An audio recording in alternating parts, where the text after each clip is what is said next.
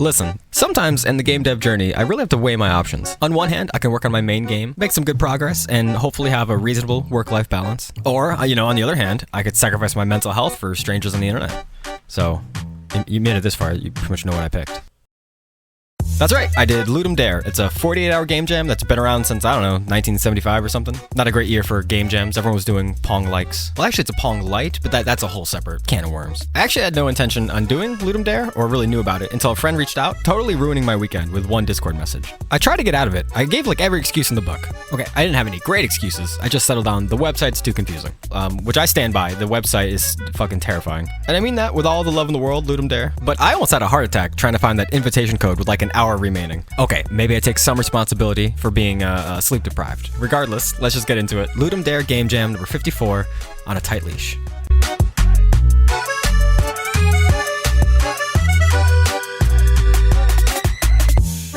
So right off the bat, I'm going to point out that I've actually never done a game jam shorter than a week. The advice I got was, just make it small. But I heard that before for the week-long game jams and had such a hard time following it then. My brain just doesn't calculate development time anywhere close to correctly. I need the Google Maps, how far till destination, will there be traffic, because there's always problems that I just never account for. That, and then before Godot, I had zero coding experience at all. So my fundamentals are, well, you could say, growing. Yeah, let's go with growing. The theme they announced was limited space. And with only 48 hours, I was going to stay to the same art style and perspective that I typically use. When I heard the theme, the first thing to come to my head was this character you could play in Binding of Isaac. The character is called the Forgotten, and their whole catch is that they can go into this soul mode that lets them fly, but they're always chained back to their old body. And I was thinking, it'd be cool to make a platformer where you never jumped, and instead you play as a soul who's chained to whatever body they were just last in. So late Friday night, I start working on this idea. By now, you guys probably know the routine. We draw a guy, animate a guy, draw some tile sets, give him some shadows, and boom, we're off to the races. Also, Friday night, I work on the main character, the ghost that you play as, who's not named, okay? Because the girlfriend is still banned from naming my characters after the whole Bimmy debacle. Rest in peace, Bimmy.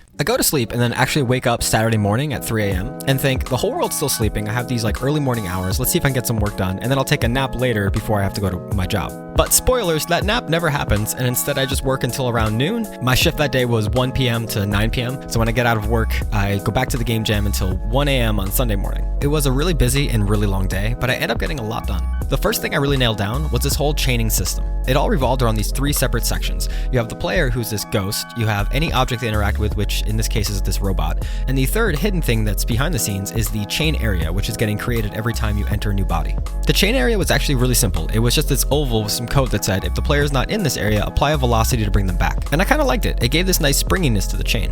It maybe wasn't the most practical for all the platforming elements, but it gave the game some character, and I like that. I also add a dashing mechanic to this, so if you just hit spacebar, you'll turn into a ghost and can roam around, but if you're holding any movement key and then hit spacebar, it dashes out in that direction, and that felt really satisfying. And reflecting back on this now, this was such an important moment for the development. This easily could have gone horribly wrong, or the mechanics just didn't make sense when I finally put them together, which is not uncommon. A lot of times, games look so much better on paper, and then when you start making it, it falls apart. But that wasn't the case here, and I had that genuine moment of wow, this could be fun. Of course, after this great session of 3 hours of working on mechanics, I get sidetracked by the visuals. I wasted 2 hours learning how to do joints in Godot just so I can have a visual representation of the chain. I know it was worth it, and from a visual level, I think the game's way easier to understand, but man, polishing your game is just a big black hole it'll eat up days if you let it. So I'm starting to feel pretty good about the player and the whole embodiment system, but that's when I start to run into real problems with the actual game design.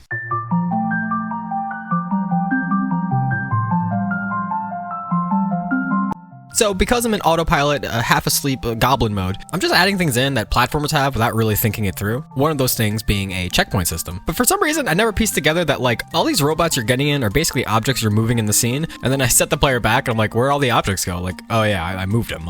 Of course. So instead of placing these bots everywhere on the map, instead what I'm really placing are bot spawners that'll trigger anytime you fall off the map. This is also kind of nice because it solves that problem you have in games where you're waiting for that moving platform. Let's say you fail a jump and you respawn, you're waiting for your chance to start again. But now the bots just auto spawn, which feels really good. A bigger thing that I didn't really account for was that jumping in games has a fail state, which I know now seems obvious, but the way my game is designed, I've removed the timing aspect of jumping. So if you hit spacebar, you have infinite time to cross any gap, you kind of lose the whole gameplay. Even though flying feels so fun on paper, it truly is the antithesis assist to any platformer. I discovered that since I removed the timing aspect of a typical jump mechanic, now I have to reintroduce it but through the environment. So if the environment's constantly pushing you along or moving you, it becomes a lot less trivial that you're chained down to this object. From there, I settle on bringing in conveyor belts that'll move the player, and I think it led to some fun interactions. Also, since we're already disrupting the player's movement, we can take it one step further and put them in a destroyed bot that can't move. Then the player can interact with much faster moving conveyor belts. This was great. It was enough mechanics for me to get off and running. I could start working on level design now, which is quickly becoming my favorite part of any game jam. I know it's just because the mechanics are new, but you feel like you can make like 100 levels, then you make like 3, and you're like, all right, the cracks are starting to show. It's not as great as you thought it was. Also, the fact that I've been up for like 22 hours. So that night I go to sleep around 1 a.m. and the plan for the last day was to finish out the levels, work on an intro, an outro, and then the dreaded adding music, which I always put off to the very, very last second. So this all sounded like a good plan until I woke up Sunday morning at like 6 a.m. and decided that, you know what the game needs is a new mechanic. So let's add that in. It wasn't too bad. I worked on a platform that kills you if you're on it. So basically just sends you back to the checkpoint. It's definitely not my best art. The whole time I'm working on it, I keep thinking like, what are you doing? Stick to the plan. This wasn't part of the plan. It's fair to say me and my brain just aren't on speaking terms after this. You can even see it in the game. I introduce this platform, I use it like one time, then I'm like, all right, you're done. Good luck. Yeah, I drastically start to run out of time, so I drop everything, I finish out the intro and outro, and maybe spend like an hour and a half to 2 hours just trying to write some kind of music. Sorry in advance, it's such a short song, it's probably like 45 seconds. But I figure having some audio is better than nothing, even if it's not my best work. But I did it, I got it all to the finish line, and in typical game jam fashion, I immediately passed out.